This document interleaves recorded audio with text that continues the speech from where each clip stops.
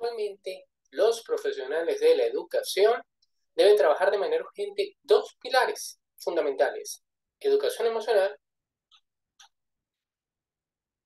como lo son motivación y empatía, más que la cantidad de contenidos académicos. Nosotros en un programa anterior habíamos conversado sobre el tema de teorías de aprendizaje, modelos, evaluación. Pero nosotros no podemos saltar todo esto sin darle prioridad, sin darle importancia a las formas, a los modelos, al aspecto innovador, al aspecto dinámico, entender la diversidad del ser humano.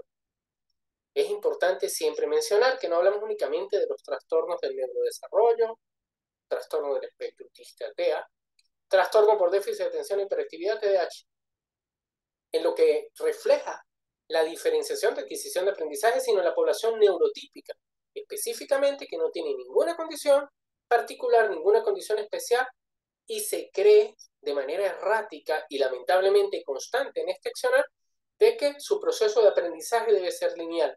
No, el perfil individual de cada ser humano expone la necesidad adaptativa de diferentes modelos de aprendizaje funcional, aprendizaje dinámico, el cual es motivador, el cual genera mayor empatía, porque es cuando tú estás hablando, cuando tú estás desarrollando una conexión con un individuo en base a sus características.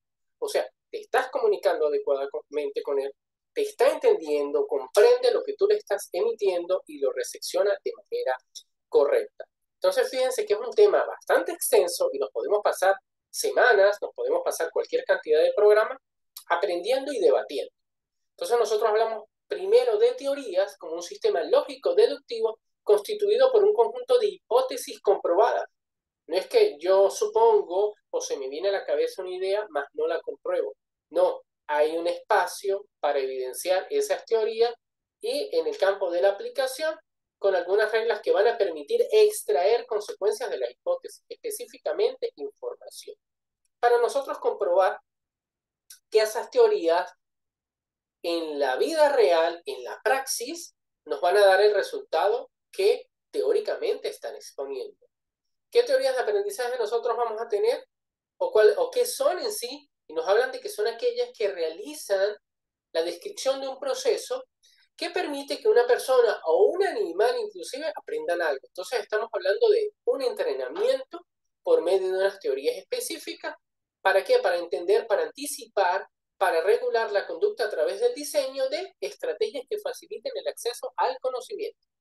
Nosotros hablamos de algún modelo de intervención, específicamente ABA, en el cual me vengo formando desde hace muchos años, y busca eso, modificar conductas, luego de establecer patrones específicos de manera individual, entendiendo los requerimientos, entendiendo esa individualidad y por ende el tipo de trabajo, el tipo de conductas a instalar, así como el tipo de conductas erráticas a extinguir. ¿Ok? Hablamos de teoría del conductismo, teoría del cognitivismo, teoría del humanismo y teoría del constructivismo.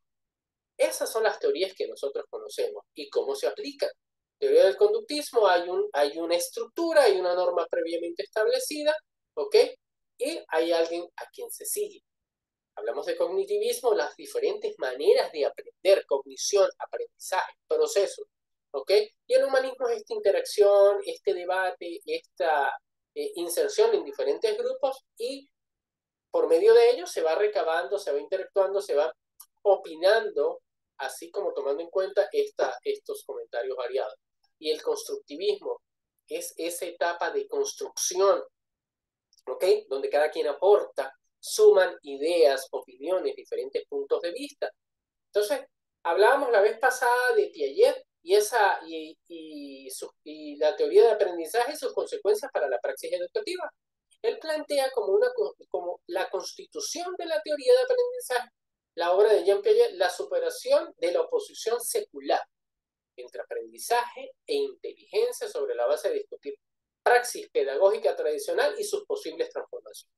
Recordemos que nosotros siempre hablamos de esa transformación, de ese dinamismo, de esa innovación, para que la educación no se convierta en una continuidad aburrida de procesos de aprendizaje, todo lo contrario, hacerla más dinámica, más llamativa y por ende, como se hablaba en el principio, mayor empatía, mayor motivación a recibir estos procesos de aprendizaje. Hablábamos de una serie de autores como Enrique Pestalozzi, León Festinger, Piaget, Roger, Rousseau, Shannon y Weaver, Skinner, teoría del reforzamiento y el conductismo, Vygotsky, Watson, entre varios de ellos, y la importancia de la teoría o las múltiples teorías que cada uno de ellos edificó, plasmó, aparte de ser comprobada, han generado hasta la actualidad cambios significativos cuando nosotros las aplicamos de manera idónea, de manera constante. Pero ahí también nosotros tendríamos que hablar de inteligencia, esas diferentes formas de aprender del individuo. Inteligencia lingüística, lógico-matemática, espacial, cinético-corporal, musical, interpersonal, intrapersonal y naturalista. Características de alguna de ellas, por lo menos de la inteligencia lingüística, capacidad para utilizar las palabras y el lenguaje de forma eficaz, ya sea oralmente o por escrito. Es la facilidad, es el talento, es el don que tienen estos individuos determinados con procesos de aprendizaje en inteligencia lingüística que se les facilita cómo piensan con palabras, preferencias leer, escribir, explicar historias, etc. Se les facilita, confluye una fiabilidad y una fluidez en esta área específica. Igual tenemos la parte lógico-matemática, cómo van a pensar, razonando, cuáles son las características, capacidad para utilizar los números y el razonamiento de forma adecuada. Se les facilita, les encanta la matemática. Tienen esa capacidad de resolver problemas y calcular, experimentar con mucha fluidez. Obviamente razonando en el aspecto espacial por medio de imágenes, las cuales se observan y generan esa capacidad de formarse un modelo mental de un mundo espacial y para maniobrar usando este modelo. Como que dibujar, visualizar, diseñar. La parte cinético-corporal, capacidad para resolver problemas o para elaborar productos utilizando el cuerpo a través de las sensaciones corporales. La parte táctil, tocar, percibir, correr, bailar, tocar. Tienen facilidad o tienen dones o talentos en el área física. Musical, capacidad para producir, valorar las formas de expresión musical a través de ritmos y melodías, cantar, silbar, escuchar, escribir canciones. Interpersonal, capacidad de entender a otras personas, comunicándonos con otras personas, organizar y liderar, colaborar. Cuando nosotros hablamos de esa capacidad de entender a otras personas, que muchas veces se ha perdido porque no nos tomamos tiempo para mirar a las personas, para interactuar adecuadamente con las personas, para conocer a las personas, esta inteligencia interpersonal ayuda mucho en un aspecto importante, habilidades sociales, construcción de identidad, poder definir, poder interactuar con las personas a nuestro alrededor y generar espacios de interacción social idóneos. Intrapersonal, capacidad para entender la propia vida interior del ser humano, organizar, liderar, colaborar, comunicándose con otras personas, entendiendo los requerimientos de esas personas por nuestras necesidades propias.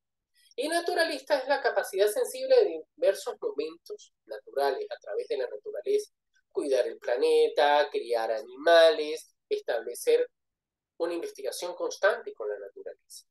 Es importante, es muy importante que nosotros tomemos tiempo para entender, para conocer más sobre estas teorías de aprendizaje que hemos mencionado y que continuaremos haciéndolo porque son bastantes, así como la importancia de autoconocernos, de conocernos, de cooperar, de esa comprensión, de ese respeto a la individualidad, conocer la neurodiversidad.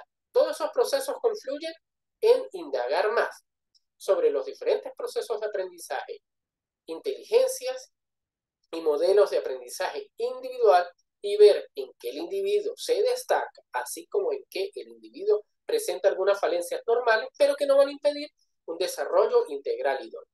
Continuamos con el consultorio psicoeducativo online, actualizamos temas, conocemos más a profundidad de cada uno de estos temas que ayudan a un desarrollo social, a un crecimiento sostenible y a esa evolución necesaria del ser humano. Busquemos dinamizar e innovar los procesos educativos con calidad empática y motivadora. Feliz día para todos.